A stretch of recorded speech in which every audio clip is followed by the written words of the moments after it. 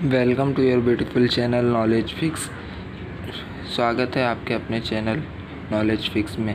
हम लोग ने पिछले वीडियो में देखे थे पार्ट 2 इस चैप्टर का, सेकेंड चैप्टर का पार्ट 2 देख चुके थे। अब देखेंगे इस वीडियो में पार्ट 3 एनर्जी क्या होता है कि what does it happen. Energy मतलब हम लोग सुनते ही समझ में आता है कि कोई भी काम करने की ताकत को हम लोग एनर्जी बोलते हैं। तो एनर्जी का हम लोग देखेंगे तो एनर्जी के अंदर भी क्या है कि the capacity of a body performing work is called as energy. जो मतलब काम करने के लिए एनर्जी अपने बॉडी में होता है उसे ही एनर्जी कहते हैं। The unit of work and energy are the same. और यूनिट जो है वर्क और एनर्जी का सेम ही रहता है। The unit of SI system is joule while that in CGS system is अर्ग। समझ में आया? एनर्जी आर द सेम, ये सेम रहता है। You have learn the energy exist in various forms like mechanical, heat, light, sound, electromagnetic, chemical, nuclear and solar. In this chapter we are going to study two forms of mechanical energy, namely potential energy and kinetic energy. पहले देखेंगे kinetic energy होता क्या है। तो kinetic energy बहुत ही आसान है, मैं आपको समझाता हूँ कि कोई भी ऑब्जेक्ट को हम लोग जब थ्रो कर रहे होते हैं तो वो जब ऊपर की ओर जा रहा होता है और नीचे वापस आता है, तो ये जो ऊपर जो एनर्जी लेके जाती है उसको ही हम लोग कहते हैं काइनेटिक एनर्जी। बहुत ही सिंपल है। जैसे मैंने आपको ऐसा पुश किया तो जो पुश करने के बाद आपको यहाँ से यहाँ जो आप गए, इसे ही काइनेटिक एनर्जी कहते हैं। इसका डेरिवेशन वगैरह जो एक्सप्रेशन है ये मैं एक अलग वीडियो बना दूंगा इसके लिए आपको।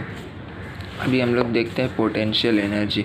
तो पोटेंशियल एनर्जी क्या होता है कि the energy store an object because of its specific state और position is called its potential energy. Potential energy मतलब कि अंदर की एनर्जी जो रहती है, जो हमारे अंदर सेफ रहती है, उसे ही हम क्या बोलते हैं? पोटेंशियल एनर्जी बोलते हैं। इसका एक्सप्रेशन और सोल्यूशन वगैरह मैं आपको बाद में एक अलग से सेपरेट वीडियो बना दूंगा। अभी आप यहाँ देखें transformation of energy. Transformation of energy क्या होता है कि ट्रांसफॉर्मेशन से ही आप समझ रहे होंगे कि यहाँ से वहाँ, यहाँ से वहाँ, इससे इसमें जाना, इससे में जाना, इसे ही बोलते हैं। अभी इलेक्ट्रिकल एनर्जी, अभी हीटर को हम लोग यूज़ करते हैं तो ये इलेक्ट्रिकल एनर्जी, हीटर ये इलेक्ट्रिसिटी दे रहे हैं तो फिर वो हमें क्या लौटा रहा है? हीट लौटा रहा है, बराबर हीटर।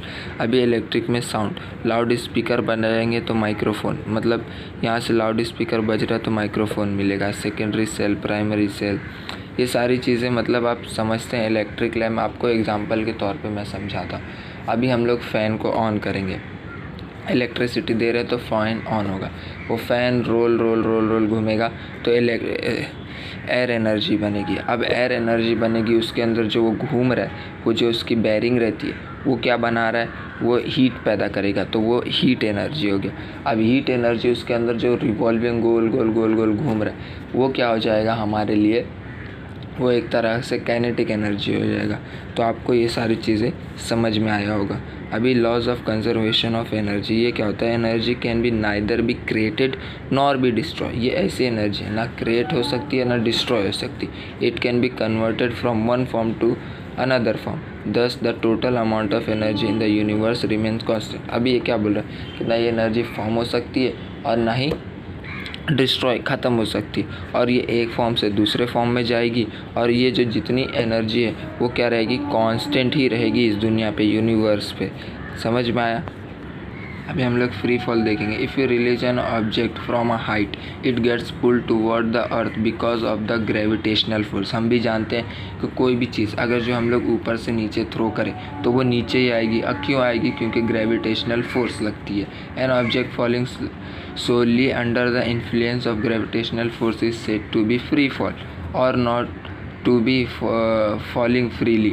मतलब कोई भी ऑब्जेक्ट फ्रीली नीचे आता है कि ऐसा घूम के रुक के तो नहीं आता, वो एक ही साथ नीचे चला आता है, तो इसे ही फ्री फॉल बोलते हैं। आप समझ लीजिए। डेरिवेशंस वगैरह आपको एक सेपरेट वीडियो में मैं बता दूंगा। अब power, some path who will in the above example the work done is the same example but the time taken to perform the work is different force and person or method. The fast, slow or rate the work done is expressed it power, power is the rate which work is done.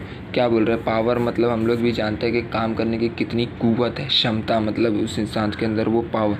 तो power का formula work upon time बनता है, यानी P = W/T। बाकी इसकी सारी चीज़ें हम लोग देखेंगे एक सेपरेट वीडियो में।